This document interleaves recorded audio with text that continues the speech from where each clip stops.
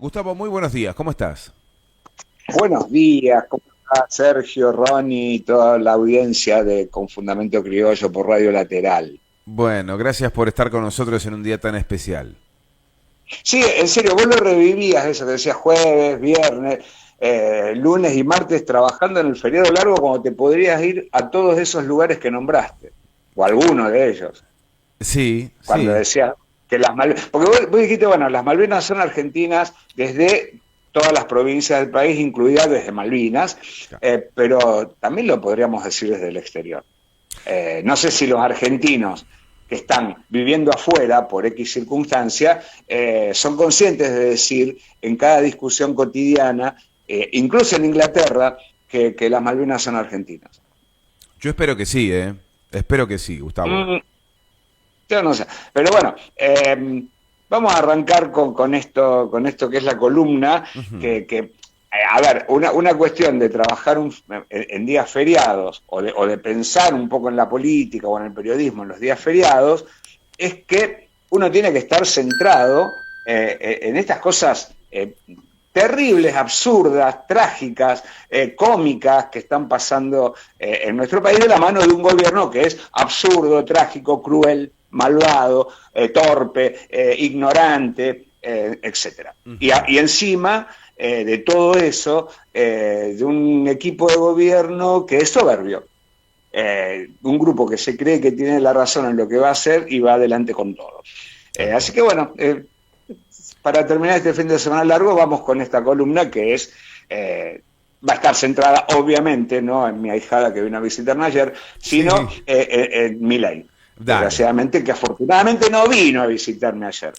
Bueno, menos Hubiera sido mal. terrible.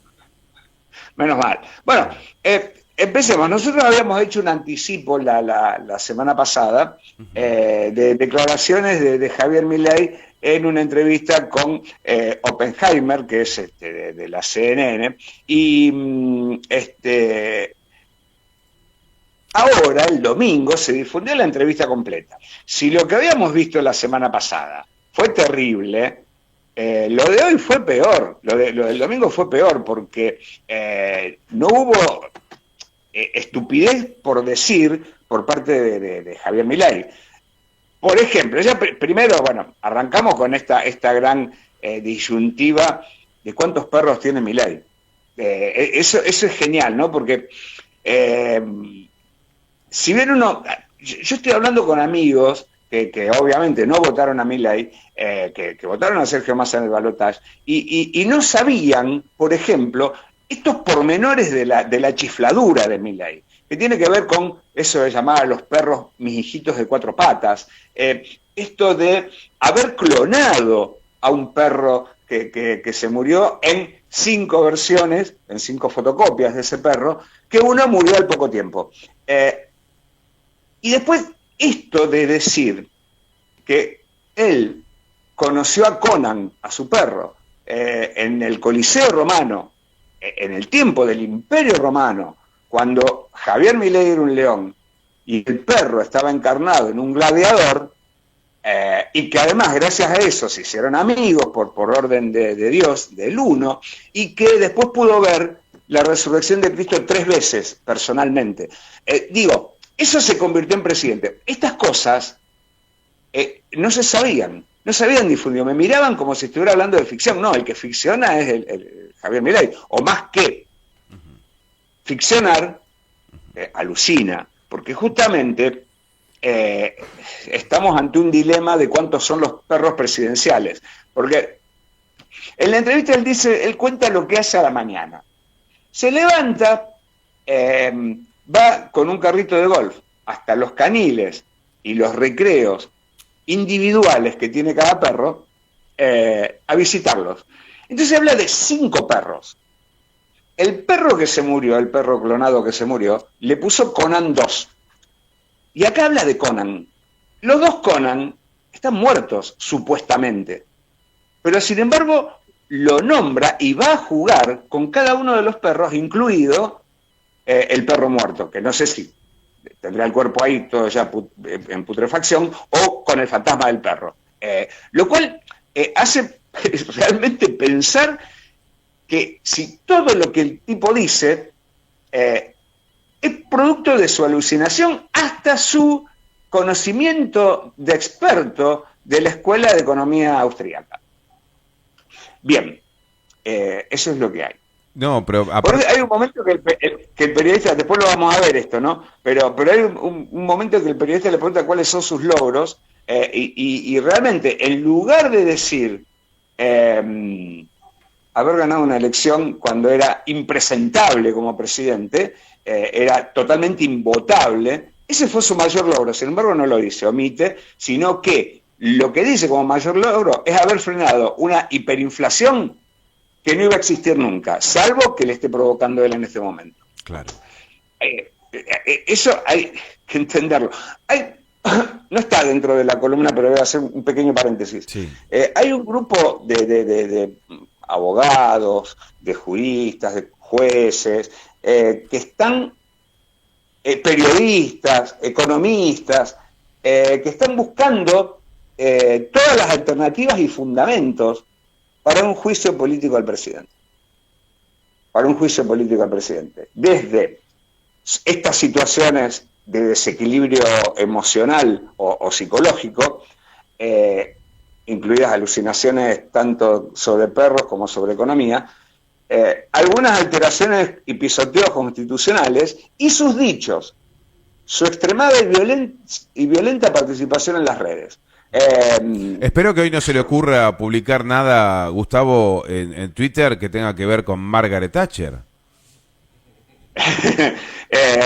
No, espero que no reivindique a Margaret Thatcher y que haya aprendido la lección, aunque no sirvió para nada, ¿no? Cuando se marcó esto de que admiraba a Margaret Thatcher, que fue la que puso todo su empeño en derrotarnos en la guerra de Malvinas, ¿no? Que se conmemora hoy. No, hoy lo que sí va a estar un poco dividido el acto, porque por un lado Javier Milei va a ir al cenotafio de los caídos a entregar una ofrenda floral, y después a las 10 va a haber, no sé si un discurso en vivo transmitido por cadena, que en realidad ellos no usan la cadena, sino que hacen una...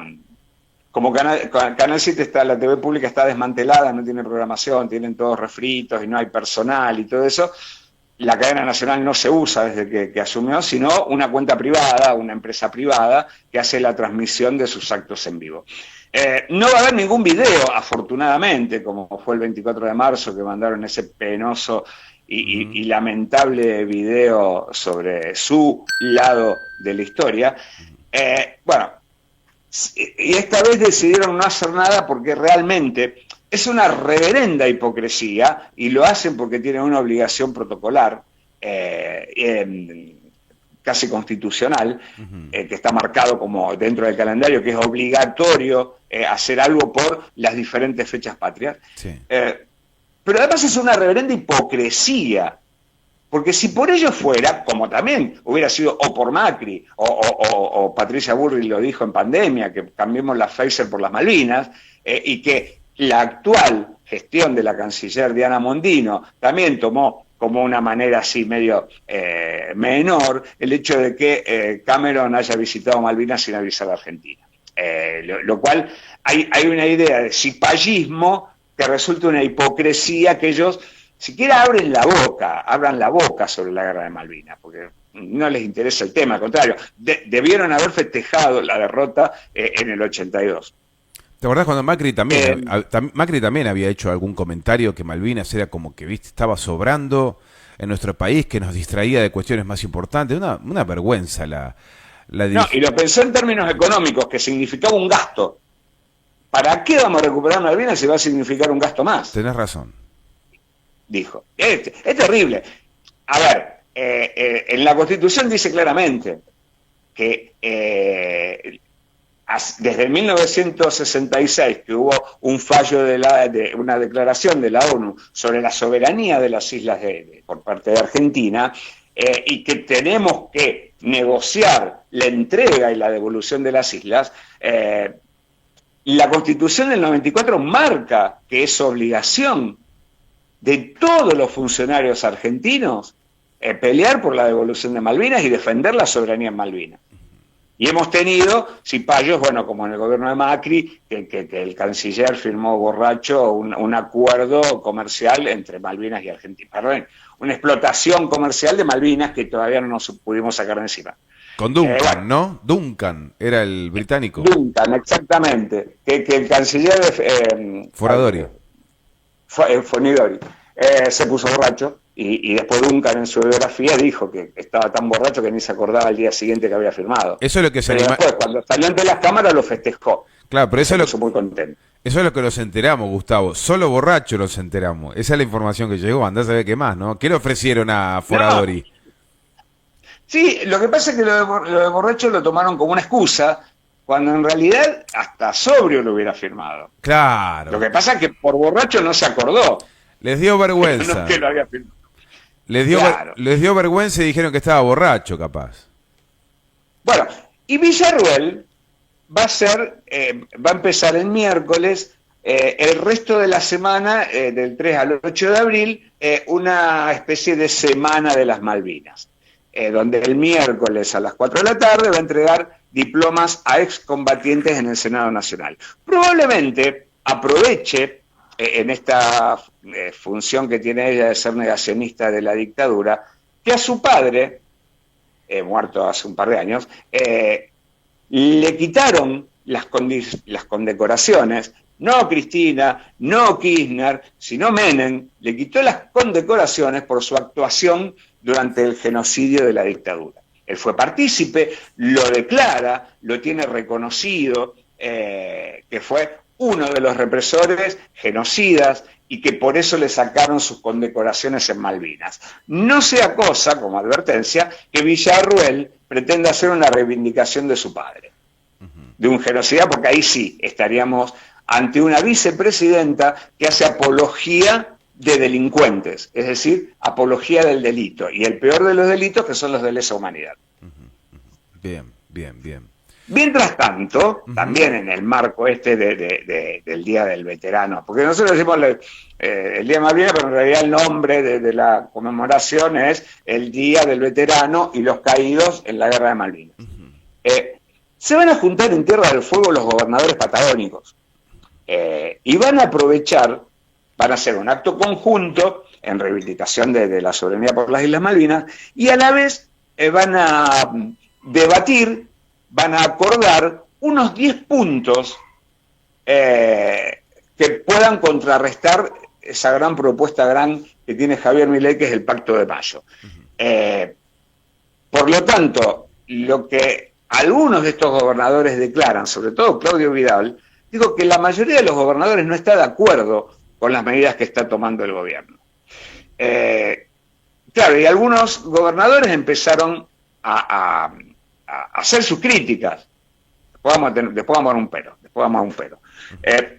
Por ejemplo, Vidal dijo, nuestros legisladores no van a acompañar ningún tipo de ley bases y tampoco va a haber Pacto de Mayo si no aflojan la canilla de la coparticipación, del FONIT, de las cajas de jubilación, que también apareció como problema.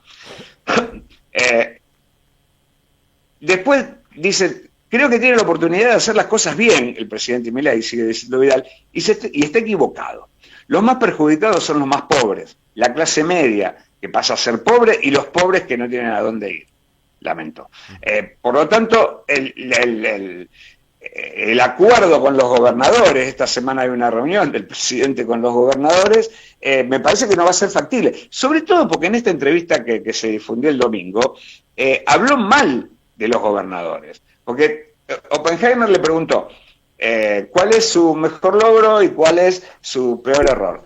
Entonces dice Milei, si tuviera que ver, después de hablar de los perros, o sea, sí, estamos en la línea de que inmediatamente después de hablar de los perros, aparece esto.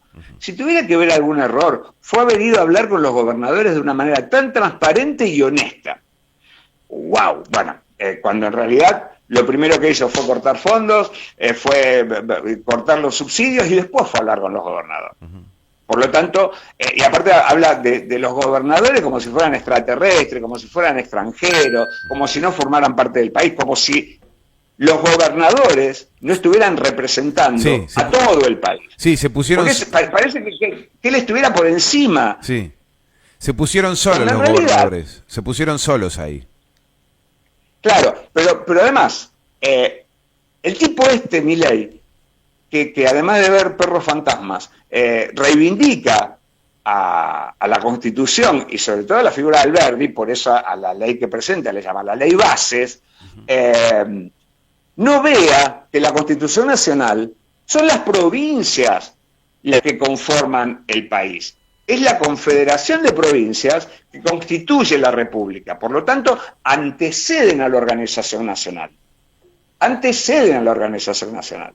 Por lo tanto, son más importantes incluso que el propio presidente. Tal cual. Él lo trata con una genialidad terrible. Bueno, y dice que los gobernadores, en lugar de tomar esa manera tan transparente y honesta de hablar con los gobernadores, dice que los gobernadores, en lugar de tomarlo como gesto de buena voluntad, lo tomaron como signo de debilidad.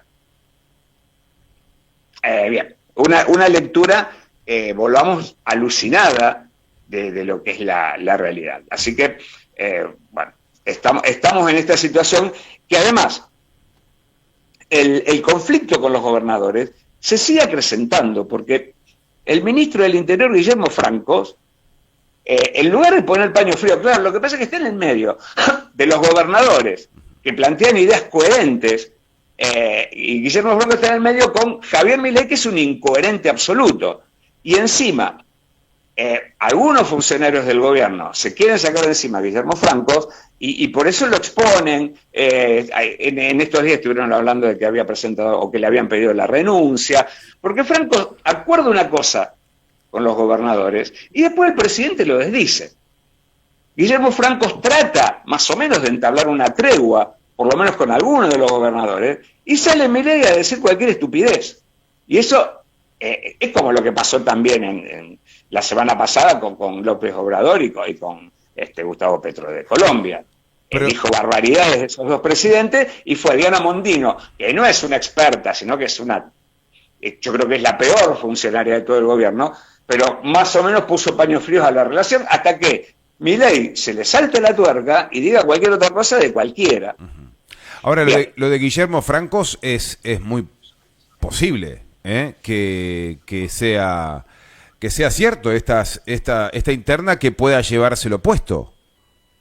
Claro, bueno, pero además, un poco para congraciarse con Milei, en estos días salió a criticar a aquellos mandatarios, aquellos gobernadores, que cuestionan los recortes realizados por Milei.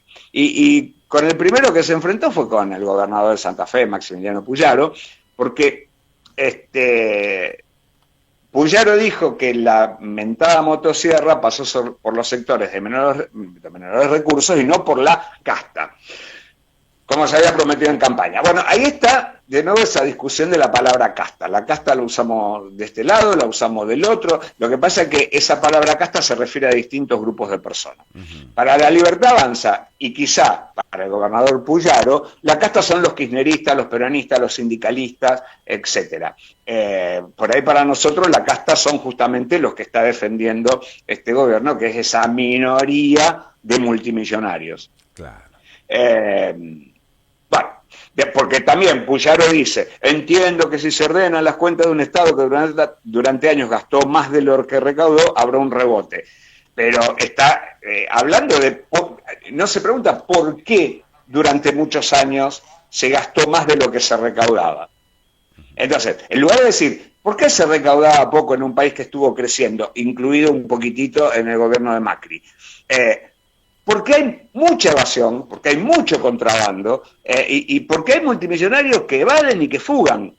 Ese es el principal motivo, y aparte por la deuda, para cubrir todos esos baches. Entonces, no es porque se gasta más de lo que se recauda, sino porque hay muchos que tendrían que estar contribuyendo al déficit, para evitar el déficit, y no lo hacen. Y el Estado incluso, por momentos, no quiere controlar, y por momentos no puede controlar. Y si hay alguna sanción para los que evaden, que no son pequeños productores ni nada, sino que son monstruos como las exportadoras de cereales, bueno, Obviamente que siempre vamos a estar en déficit si se permite que los más ricos no contribuyan al funcionamiento del Estado. Gustavo, estaba conversando en estos días con algunos entrevistados que daban su mirada de la situación y no ponen tanto el eje en Javier Milei, porque aunque te parezca mentira, lo que dicen o sostienen es que en 3 meses de gobierno de Javier Milei, más allá de lo que uno pueda considerar de toda la batería de decisiones que han inclinado la balanza, sostienen que todavía es pronto, que mucho de lo que estamos viviendo se corresponde a los desaguisados de una concatenación de gobiernos recientes, ¿no? Macrismo, Frente de Todos y ahora Milei. No sé, yo pongo la espátula en otro lado, pero me quedé pensando con ese análisis. Es decir, eran gente que está más o menos de este lado de la vereda y me decía, me parece que tenemos que también revisar lo que hemos hecho nosotros, porque también esto explica por qué Milei está gobernando. Sí, exactamente. ¿Te acordás cuando hicimos la columna después del 24 de marzo o previo, no sé, pero en torno al 24 de marzo, en donde hablábamos, donde decíamos que lo que se instauró en la dictadura como forma de redistribución de lo que se produce, todavía no se ha revertido. Se atenuó un poco durante el gobierno de Néstor Kirchner y de Cristina Kirchner, pero la forma de distribución no se modificó. Seguimos atados a leyes planteadas en la dictadura, como la ley financiera y como la ley de inversión extranjera, que nos ata a que cualquier empresa que esté funcionando en Argentina pueda demandar al Estado por X motivo y eso se dirime en tribunales internacionales. Por lo tanto, no se va a modificar esto. Digamos, lo máximo que puede hacer un nuevo gobierno progresista o del campo nacional y popular es atenuar un poco el desastre que se hizo en el gobierno anterior, pero siempre va a haber ya una distribución inequitativa del ingreso. Por lo tanto, esto que plantea Milei de hacer una refundación del país, no, nosotros tenemos que hacer una refundación de la economía. Es decir, todo lo que se planteó durante la dictadura en términos económicos y durante el menemismo, eliminarlo. Bueno, entonces, si no, vamos a estar siempre atados a mordisquear un poquito de lo que nos permiten tomar. Entonces, claro, hay que aplicar un peronismo revolucionario. Y bueno, y el peronismo tiene que decidirse a decir a quién va a representar. Porque en este momento, si hablamos de lo que representa el peronismo, estamos hablando de una porción de gente de clase baja, un poquitito de gente de clase media y casi nada de clase alta, hablando en términos económicos. Pero el peronismo no representa a los trabajadores informales, el peronismo no representa a los comerciantes, el peronismo no representa a gran parte de las pymes. Hay muchos sectores a los que el peronismo no representa. ¿Por qué? Porque quizá ha dejado centrado en la base del peronismo, que en los 50, cuando asume Perón, era importante, que eran los sindicatos. Pero hoy los sindicatos también perdieron su representación multitudinaria porque muchísimos trabajadores formales no están afiliados y porque no representan a los trabajadores informales, ni cuentapropistas. Claro. Habría que empezar a pensar un poco qué puede ser ese peronismo que tome la posta en el caso de que Milei caiga. Y esta idea de que Milei tiene poco tiempo se refuerza cuando hay alguno que lo niega. Caputo, en una de las tantas charlas que tiene para suplicarle a los empresarios que se calmen un poco, dijo, algunos piensan que Milei se vence en un par de meses. Para mí hay Milei para rato, dijo. Cuando alguien dice así, sí, porque evidentemente está próxima a la caída. Me haces acordar a los técnicos que dicen, no, nosotros, el presidente del club dice, sí, yo lo banco al técnico. A la semana lo cambiaron. Claro, si no gana el partido del domingo. Por eso. Volviendo un poco a esta cuestión de sentido común, porque tenemos que tener en cuenta también a los medios de comunicación que han instalado un sentido común que es muy difícil de revertir, que han convencido a una parte del público y por extensión a los ciudadanos, y las redes sociales también contribuyen a que el Estado no sirve, que el Estado es para acomodar funcionarios, que hay muchos militantes, que la casta son los peronistas, y es muy difícil, que los empresarios nunca son cuestionados absolutamente por nada, por más que hagan trampas visiblemente y difundidas. Bueno, estábamos con que Franco, el ministro del Interior, lo responde a Puyaro. Entonces, Franco dice, cuando el presidente se refiere a que el ajuste lo sufre la casta, es que ha habido miles de trabajos asignados a militantes políticos que ahora se han ido cortando. Bueno, ahí refuerza el prejuicio de que todos los empleados del Estado son militantes de la cámpora, y que eso es la casta. Eso es la casta. No, ni siquiera los diputados para Franco son la casta, no, son los militantes políticos que accedieron al Estado, algo indemostrable y que no tiene nada de malo, salvo que hayan puesto a un absoluto inútil en un cargo importante en el Estado, como sí está pasando entre los funcionarios del gobierno de Javier Milei, porque con esa idea de los militantes en el Estado, obviamente que un gobierno nacional pone gente de su partido y también los distribuye en distintas áreas del Estado. Pero bueno, en fin, una discusión que es, hay una casta buena, es decir, los ciudadanos de bien, que son a los que se refiere Milei con los no casta, y están los orcos, que son todos los demás. Gustavo, sí. Para ir cerrando, ¿qué queda para analizar de cara a lo que será el cierre de esta semana, el viernes, en nuestra próxima columna? He visto la semana pasada que ha volvido a tomar protagonismo la ola de despidos. Al principio del gobierno, los primeros 2 meses, parecía que no era la línea que iba a interesarle a Javier Milei. Sin embargo, con la apertura de sesiones ordinarias, anunció el cierre de Telam, y luego, la semana pasada, fue una ola de despidos de la administración pública. Al final no era tan distinto a lo que era el macrismo, parecía que se iba a diferenciar en ese sentido, pero no.